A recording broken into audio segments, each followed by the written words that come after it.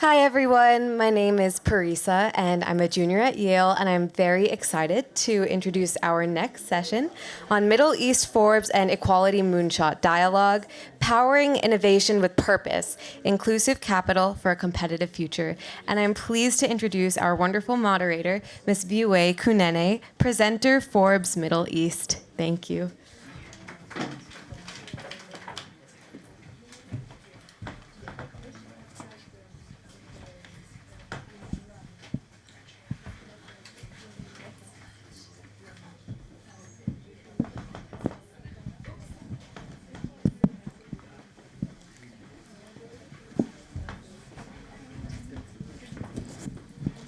Right, a very good morning, ladies and gentlemen, and welcome to the World Women House. I'm so excited to be with you all here today for this incredible discussion, and thank you all so much for joining us.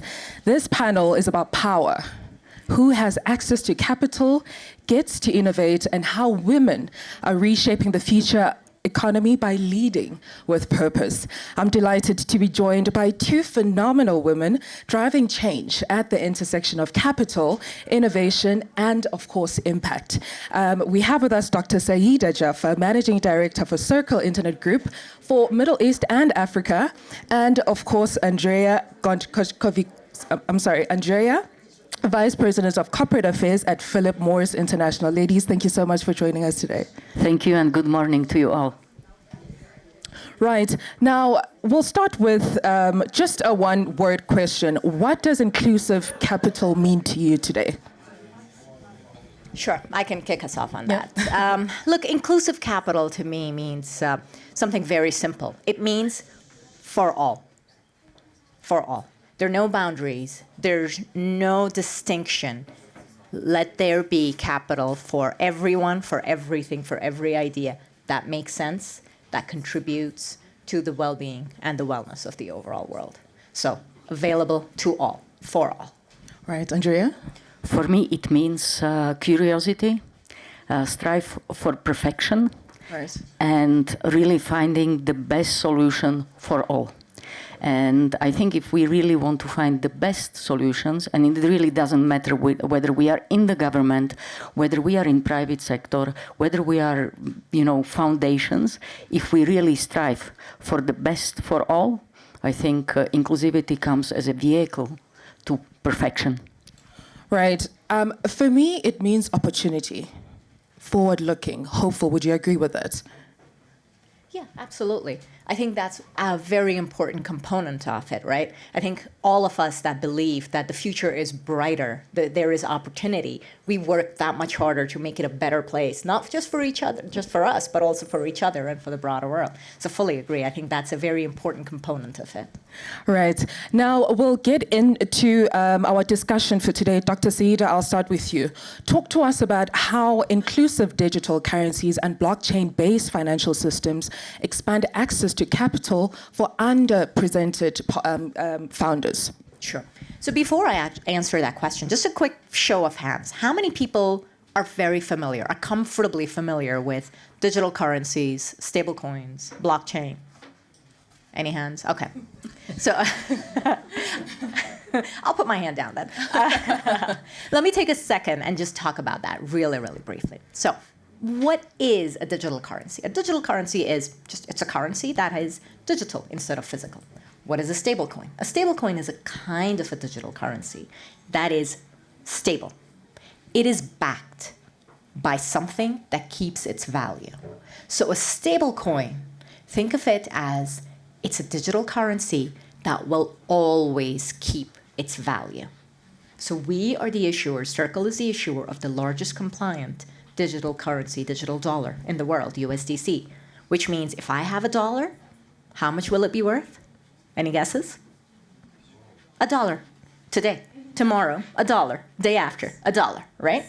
That is a digital currency. Okay, that's great, but to your question, how does that promote inclusion? How does that help us get to where we want to get to? So the interesting thing about digital dollars and digital currencies is that they allow a lot more access. Imagine a lot of people in different parts of the world that do not have access to the financial system, to the formal financial system. Today, many countries in the world still have bank rates less than 50%, 30%. Can you imagine? You don't have access to a bank account. You can't open a bank account. So digital dollars allow access. That's number one. Super important. They allow access into the financial ecosystem. And if you have access in the financial ecosystem, you can do a lot more. There are so many studies out there that show very clearly once you have access, there's opportunity. You can do anything, right? So that's number one. The second thing that is also very, very important, there is an interesting feature of these digital currencies called programmability. What does that mean? It means I can create a way to make sure that that money is used for certain thing. So let's say we decide that we want to allocate certain capital for that meets certain criteria along the lines of inclusion. You can do that. And there's programmability, there's traceability. So what you wanted to do can happen inherently. So there are many interesting ways in which digital dollars enhance access, make sure that the money is being used and the capital is being allocated towards where one would want it to be. So. Right, and while we're on the topic, talk to us about what role investors and regulators play in ensuring that this drives real inclusion and economic growth. Look, that's a super important question. And I think the world we live in today, it's built on partnerships. Nothing can happen with one organization, with one group, with one person. It has to be built on mutual partnerships and ecosystems that bring everyone together. So everybody plays a very, very important role. The regulators are super important because they create the regulation that allows these products and these ecosystems to be created so that they are safe and people have the comfort to know that my dollar is worth $1, that my dollar will be accepted wherever I need it to be accepted, right? So that's from the regulator. From the private sector's perspective, we need to be out there making sure not only are we driving the innovation, but making sure that we're able to use the innovation and be able to take it forward, right? So I think we all play our very, very important different paths and different roles. And it's really a very large village that brings it together. Right. Also, what excites me here is the shift from access being a privilege to access being a platform. So I really like what you said about access. Now, we've talked about reimagining access. Now, let's look at how large institutions turn purpose into practice. And this one's for you, Andrea. Purpose-driven investment is increasingly a differentiator for attracting talent and partners. Talk to us about how corporations embedded inclusivity and impact into capital allocation while still advancing core business objectives.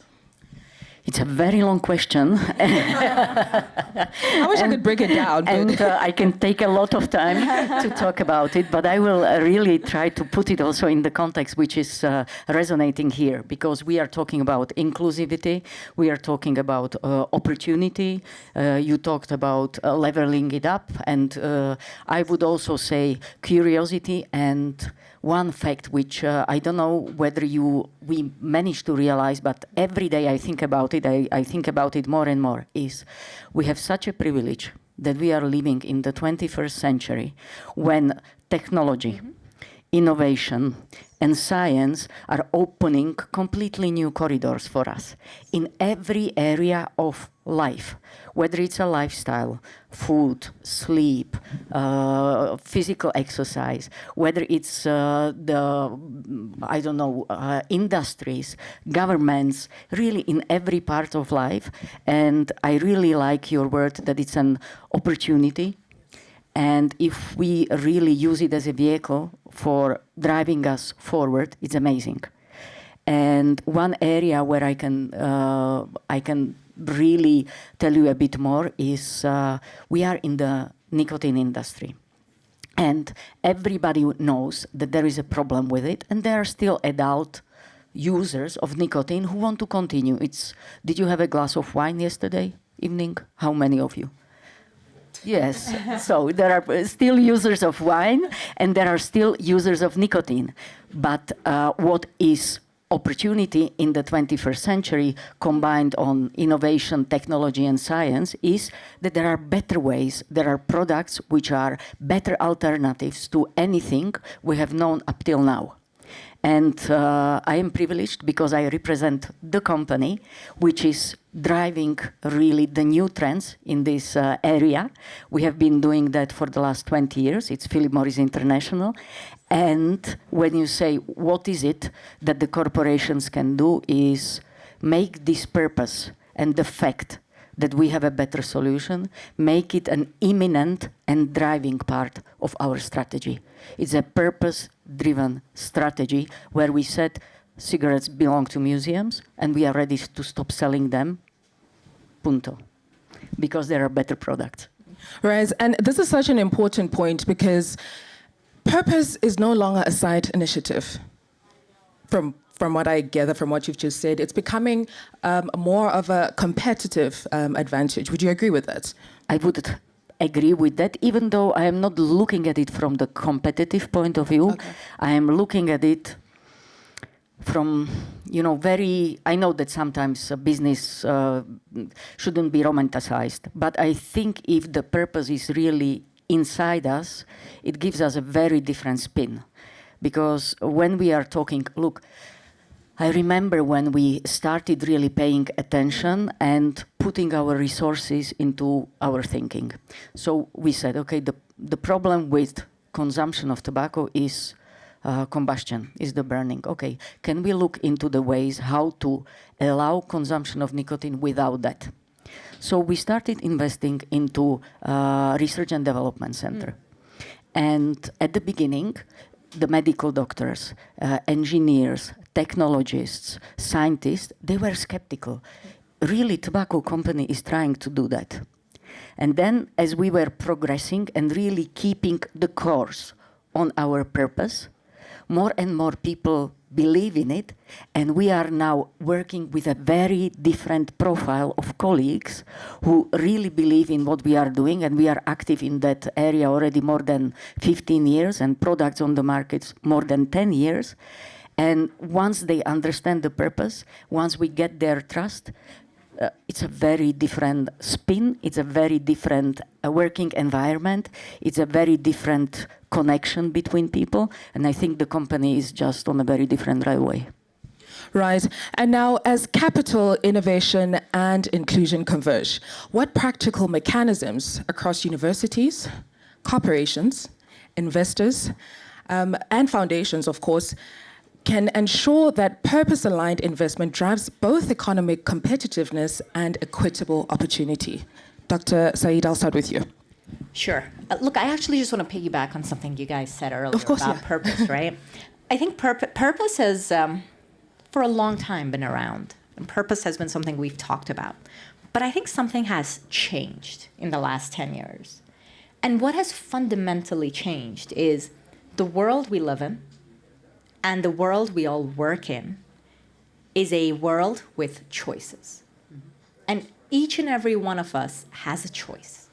We can choose where we want to work. We can choose who we give our most precious commodity to, which is time. Absolutely, yeah. And I think that's where purpose comes in, because it's not about the position or the title or the company per se.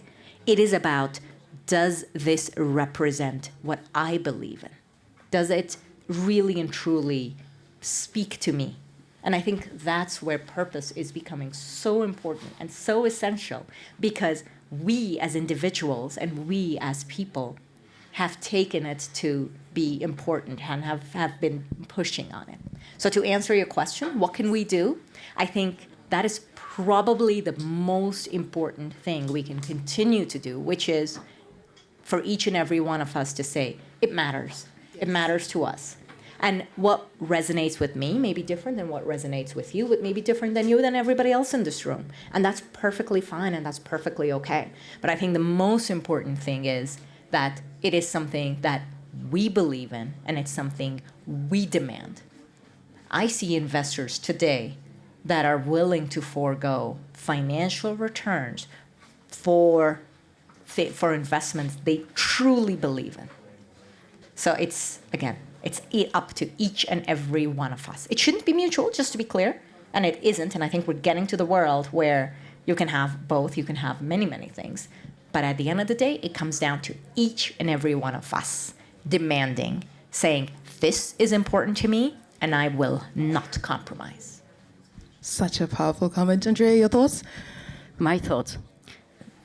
Fully agree with what was said.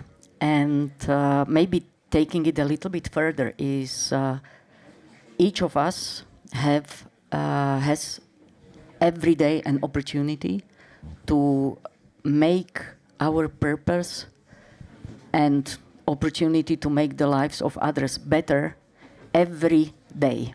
And when we are talking, when I take it into business, I think it's super important that once business starts talking about transformation, about new purpose, about long-term strategy based on facts, based on science, the first and the most important element is to show that we mean it and to make it happen. Yes, and we have done it in our company, and it's not a rocket science. How do you do it? You allocate people, you allocate resources, so their time, their knowledge. You allocate our financial resources. In Philip Morris, you can't imagine, because we are actually ending one of our businesses and we have started building a new one.